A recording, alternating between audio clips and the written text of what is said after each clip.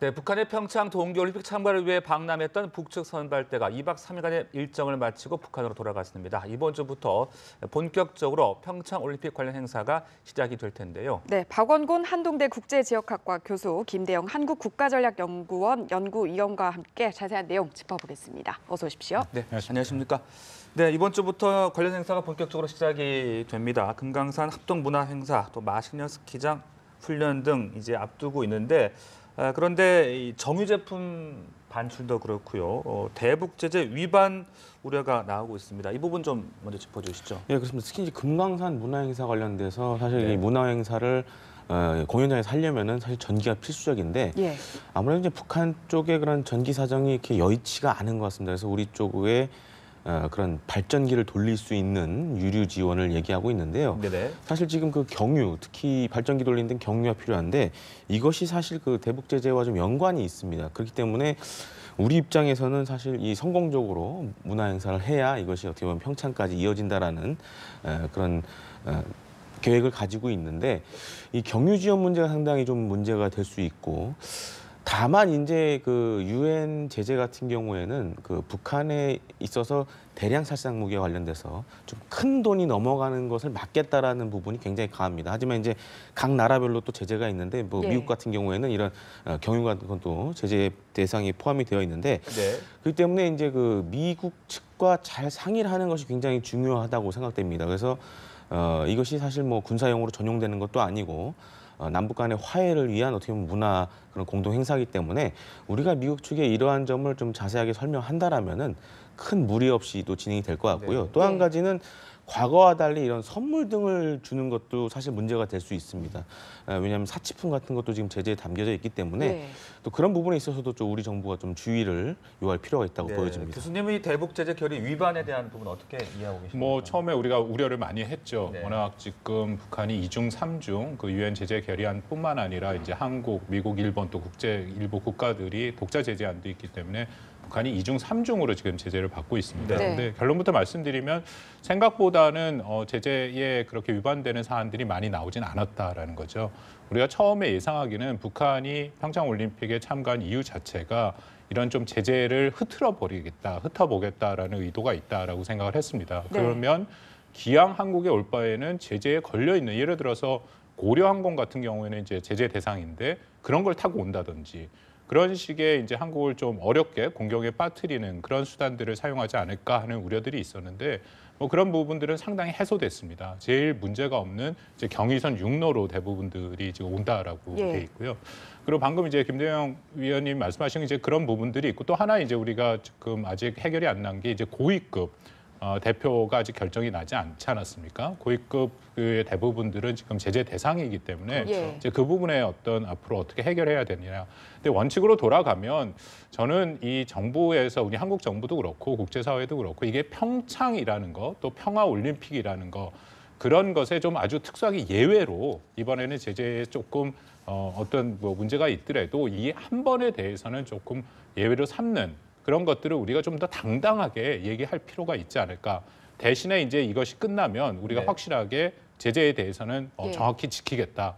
그런 입장 표명이 좀 중요하고요. 더불어서 미국과 또 유엔 제재 결의위원회랑도 긴밀하게 협력하고 협조하는 것도 중요하다고 생각합니다. 네, 일단 여러 가지 우려들이 제기되는 가운데 북한 선수단을 포함한 대표단의 방남은 본격적으로 곧 시작이 되거든요. 일단 2월 1일에 북측 선수단을 시작으로 태권도 시범단 등이 순차적으로 내려오게 되는데 대규모 이동이잖아요. 이건 어떤 의미로 풀어봐야 될까요? 역시 북한이 굉장히 우리의 예상을 좀 넘어서 뭐 지금 한 500명 이상, 뭐 한 700명 가까이 지금 뭐 조총련 응원단까지 합치면 그 정도가 오게 되지 않습니까?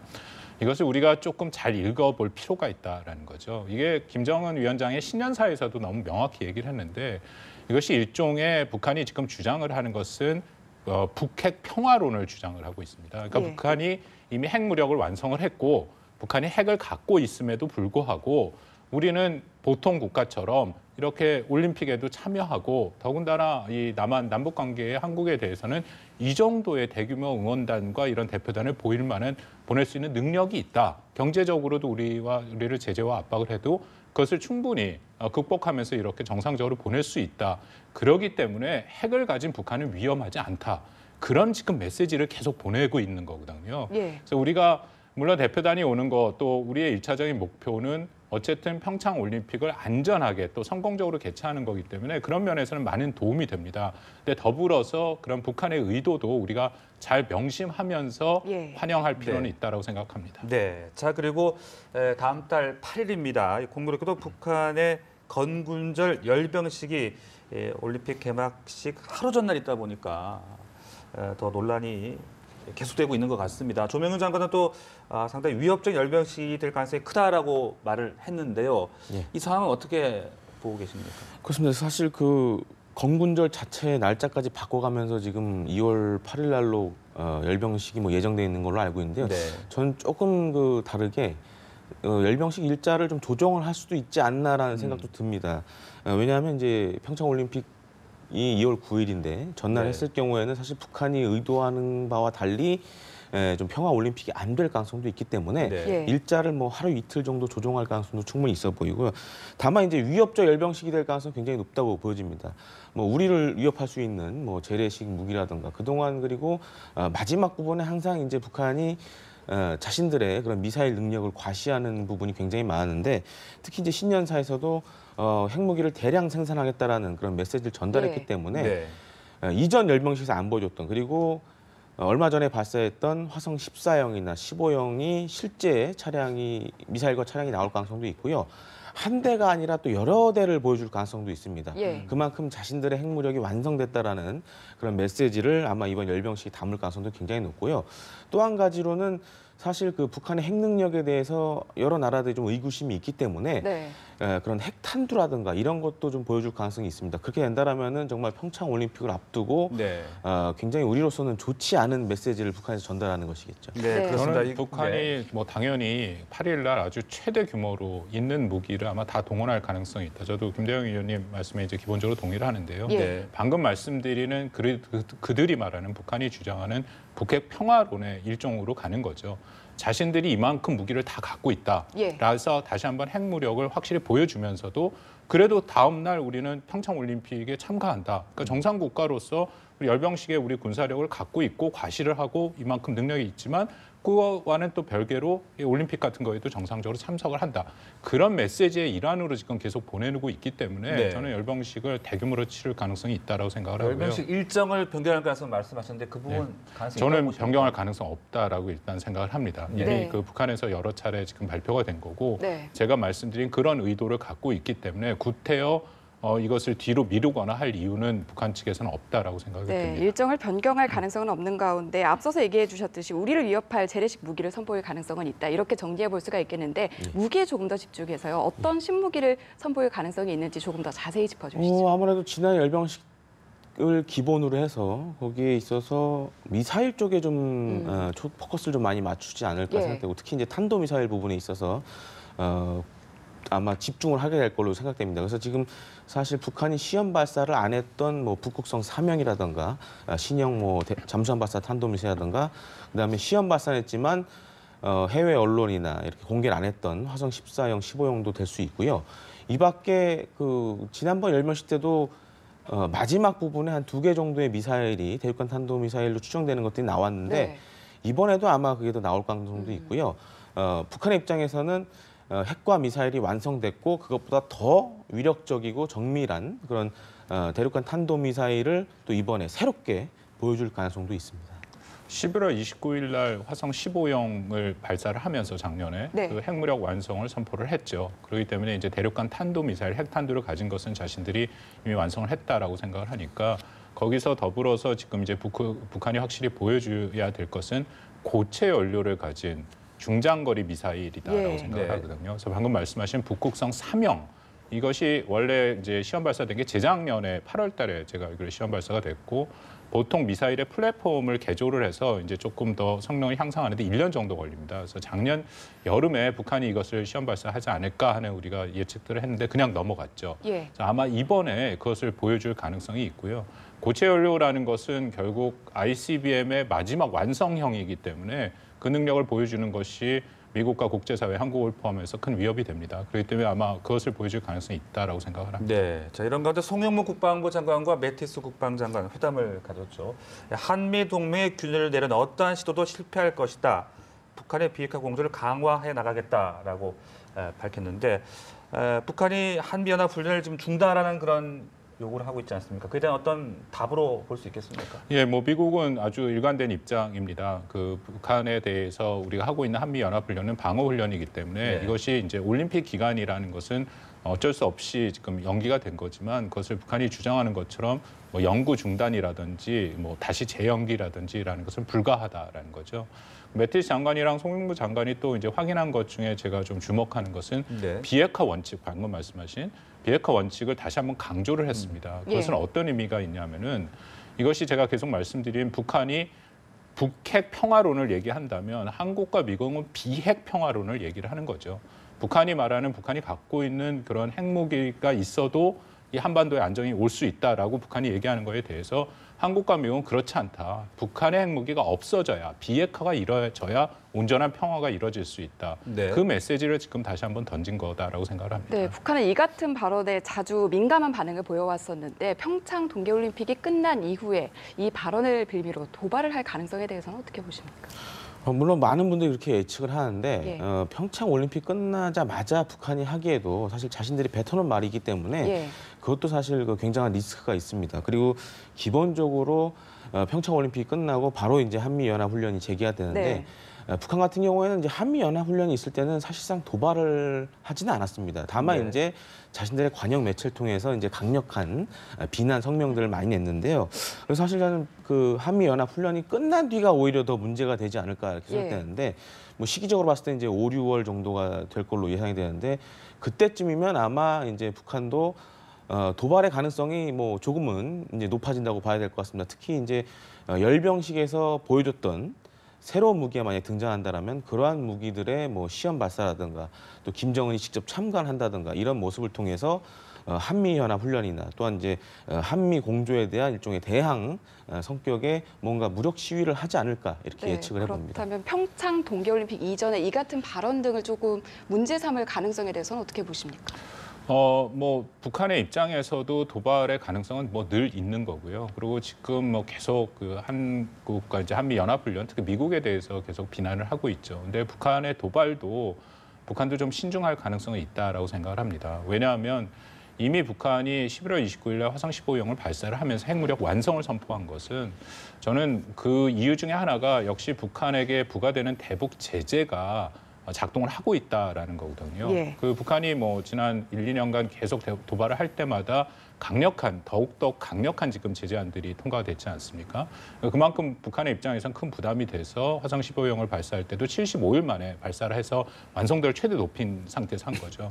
만약에 평창 이후에 다시 도발을 한다면 지금 대북 제재 결의안 2397이 걸려 있는 거 거기에 원유가 이제 자동적으로 트리거 조항으로 걸려 있습니다. 예. 그러면 북한의 입장에서는 이제 가장 강력한 제재가 부과되는 거고 네. 제재에 대해서도 좀 다른 입장인 중국과 러시아도 어쩔 수 없는 부분이 있다라는 거죠. 그래서 그런 것들을 북한의 입장에서 좀 고려를 해서 지금 남북 대화 평창에 참가를 하는 거기 때문에 우리의 입장에서는 어쨌든 이 대화의 국면을 잘 살려서 1차적으로는 미북 간의 대화로 연결을 하고 그것을 비핵화 대화로 평창 이 기간 동안에 이루는 것이 아주 중요하다라고 생각합니다. 네, 예. 이 마이크 펜스 미국 부통령이 또 발언을 했습니다. 북한이 올림픽 관련 메시지를 하이제킹할까 우려된다라고 이야기를 했는데 어떤 북한에 대한 어떤 경고 차원으로 봐야 되겠습니까? 그렇죠. 그것도 이제 계속 말씀드린 북핵 평화 대 비핵 평화의 그 지금 일종의 스토리텔링의 싸움이다라고 생각하고 미국의 입장에서는 지금 어쨌든 간에 북한이 이런 식의 평화 공세, 대화 공세를 하고 있다라고 미국은 느끼고 있고요. 예. 평창 올림픽이라는 것이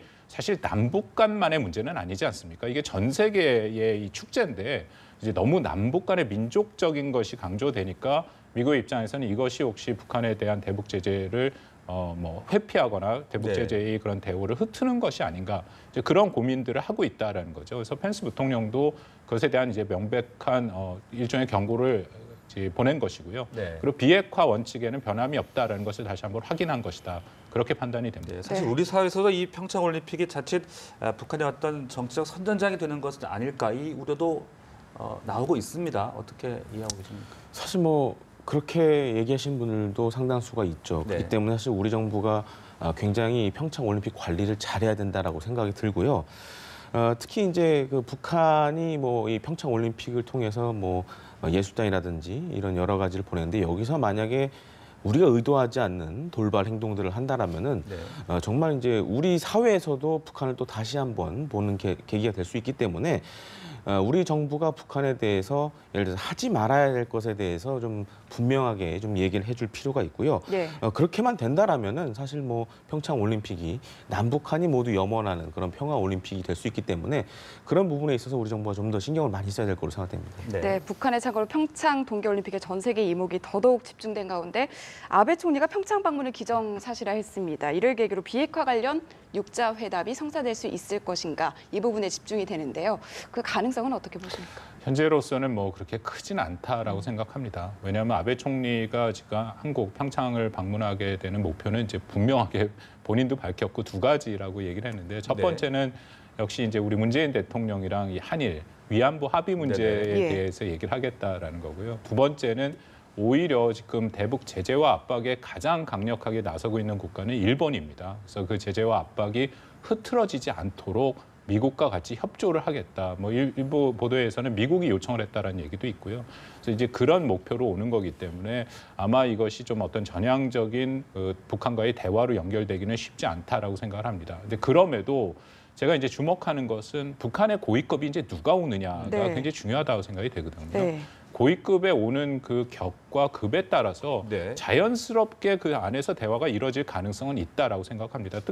뭐 따로 특별히 뭐 판을 만드는 건 아니지만 그 안에서 서로 간에 뭐 있는 기간 동안 얘기가 된다면 그것이 어떤 또 대화를 위한 단초도 될 수 있다라고 생각을 합니다. 그런 면에서는 저는 아베 신조 총리가 잘 결정했다라고 판단합니다. 네, 그 말씀하신 북한 고위급 대표단 누가 올 것이냐 이 부분은 글쎄요 북한이 좀 효과를 좀 극대화하기 위해서 좀 상당히 좀 시간을 끌다가 통보를 할 것으로 예상이 된다 이렇게 볼 수 있겠습니까? 예, 아직 뭐 고위급 대표단 같은 경우에는 뭐 제가 알기로는 우리 정부에서 좀 빨리 알려달라. 네. 왜냐하면 말 그대로 고위급이기 때문에 신경 써야 할 일이 많이 있는 거죠. 그리고 예. 또 고위급 대표단이 뭐 어떤 경로로 넘어오는지도 저는 좀 그것도 중요한 부분이 있어서 혹시라도 또 고려항공을 타고 오겠다 하면은 그것이 좀 어려울 수도 있거든요. 그리고 네. 지금 4명이 얘기가 되는데 예를 들어서 최룡해 노동당 부위원장 같은 경우가 이제 제일 유력하다라고 얘기를 하지 않습니까? 네. 대북 제재에 국내 한국이 하고 있는 독자 제재에는 걸려 있습니다. 그렇지만 그 제재는 최룡해 부위원장의 방남을 막는 것은 아니고 이제 금융 거래를 막는 거기 때문에 제재는 크게 문제가 없죠. 네. 그 다음에 그 얘기가 나오는 게 지금 화면에 나옵니다. 최희 이제 체육상이 있는데 예. 최희 같은 경우에는 유엔 제재 결의안에 지금 올라가 있습니다. 그래서 만약에 내려온다면 그거는 유엔 제재 결의 위원회랑 우리가 협의를 좀 해야 되는 거고 네. 나머지에 예를 들어서 뭐 얘기되고 있는 사람들은 저는 가능성은 높지 않다라고 생각합니다. 김여정에 대한 가능성은 별로 높지 않다라고. 김여정 같은 경우에 오면은 뭐 글쎄요 어떤 지금 김여정이 뭐 노동당 조직부 부부장까지 지금 됐다라는 의미가 있어서 그러면 사실상 상당히 실세고 말 예. 그대로 백두혈통이기 때문에 오게 된다면 상징적인 의미는 크다라고 생각을 하지만 네. 아직은 이 한국과 미국과를 상대로 할 만한 그만한 어떤 역량을 갖췄는가 저는 그 부분에 대해서는 조금 의구심이 있기 때문에 쉽지 예. 않을 것이다 네. 생각합니다. 위원님도 끝으로 이 고위급 대표단 인물 좀 예상을 해주시죠. 아무래도 저 앞서 말씀해 주셨지만은 네. 김여정 같은 경우에는 특히 이제 북한 같은 건 백두혈통의 이런 대외적인 일에 나선 경우가 없습니다. 그렇기 때문에 상대적으로 좀 오기 좀 힘들지 않을까 생각이 되고요. 네. 사실 뭐 가장 많이 언급되고 있는 게 사실 최룡해인데 그렇죠. 최룡해 네. 같은 경우에는 뭐 중국에도 특사로 간 적도 있었고 또한 지난 이제 인천 아시안 게임 때도 왔었던 적이 있는데 그런 거 감안했을 때는 아마 인천 아시안 게임에 비슷한 준하는 성격의 그런 대표단을 끌고 내려올 것 같고요. 또 한 가지는 뭐 항공기로 온다고 그래도 고려 항공이 아니라 자기네 이제 북한 정부가 가지고 있는 전용기라든가 이런 것 등을 타고 올 경우에는 사실 대북 제재와는 좀 별개로 갈 수 있기 때문에 북한도 그런 부분에 있어서 굉장히 좀 안배를 할 것 같고요. 또 우리 정부 입장에서도 사실 최룡해 정도가 와서 뭔가 남북 관계라든가 이런 북핵 문제에 관련된 메시지를 들고 온다라면은 사실 이후에 뭐 북한의 도발도 사실상 자제할 수 있고 또한 남북 대화를 북미 대화로 이끌어간다는 우리 정부 그런 계획과도 맞기 때문에 사실 최룡해가 좀 유력하지 않나라고 예상됩니다. 네, 제재 국면에서 북한이 어떤 결정을 내릴지 좀 주목해 보도록 하겠습니다. 두 분 오늘 말씀 여기서 정리하겠습니다. 고맙습니다. 고맙습니다.